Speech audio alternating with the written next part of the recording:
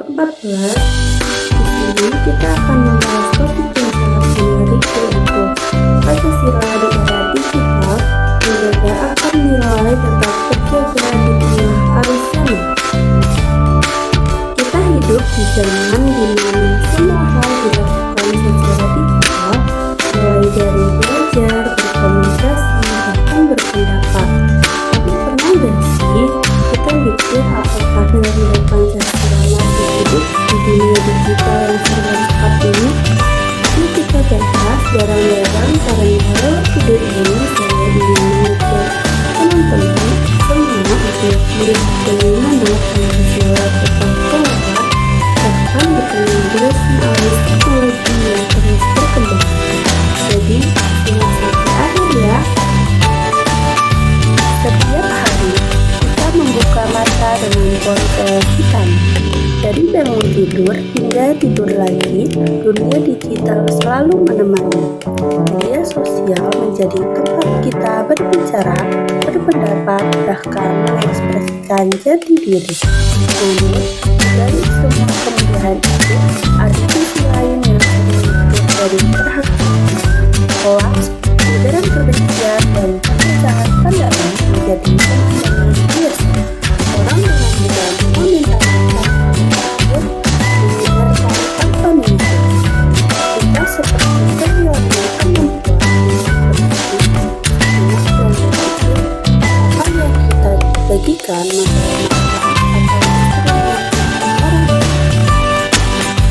Kementerian Kominfo mencatat lebih dari 1.200 sekolah berbayar di Indonesia hanya dalam 1 tahun terakhir. Dengan Indonesia melaporkan peningkatan ujaran kebencian berbasis sara menjelang tahun politik di ruang digital yang seharusnya mempersatukan menuju budaya berkelanjutan.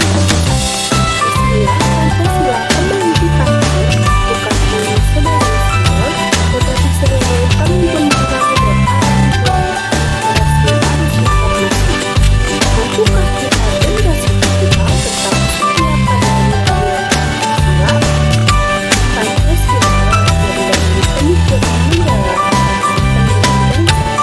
Secara filosofis, Pancasila adalah pegangan bangsa Indonesia. Dia menempatkan manusia sebagai makhluk yang berakal, bermoral, dan berjiwa sosial. Nilai-nilai seperti kebersamaan, toleransi, dan kemanusiaan lahir dari realitas hidup masyarakat Nusantara.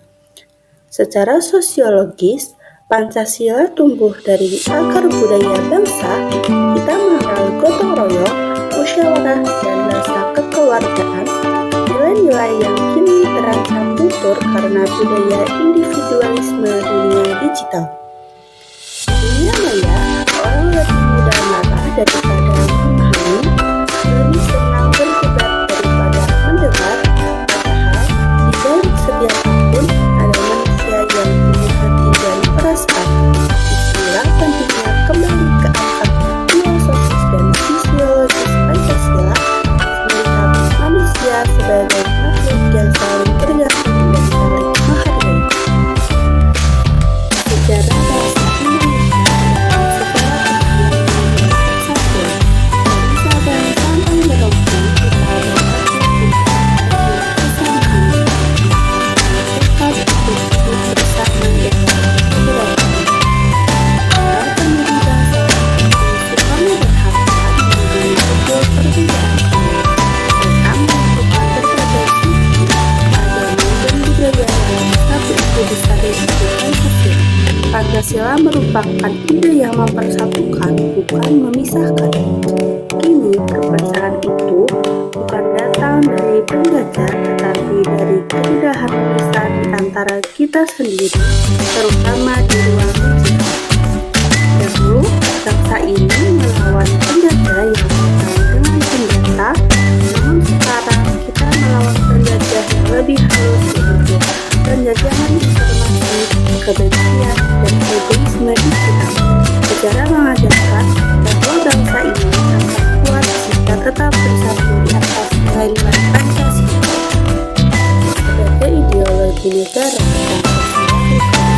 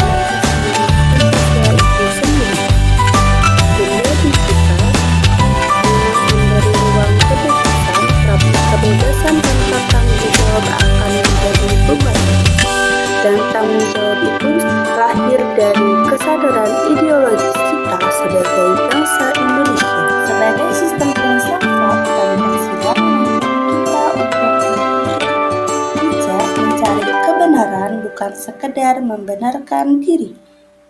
Di tengah banjir informasi, kemampuan berpikir kritis menjadi bentuk baru dari pengalaman Pancasila.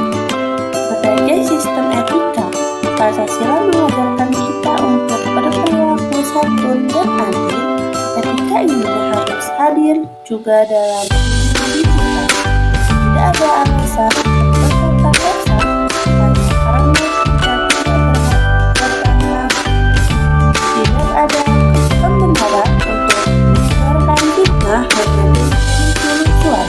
Etika digital adalah bentuk baru dari kemanusiaan yang adil dan beradab, dan ketika kita belajar menghargai perbedaan, kita sedang mengamalkan persatuan Indonesia.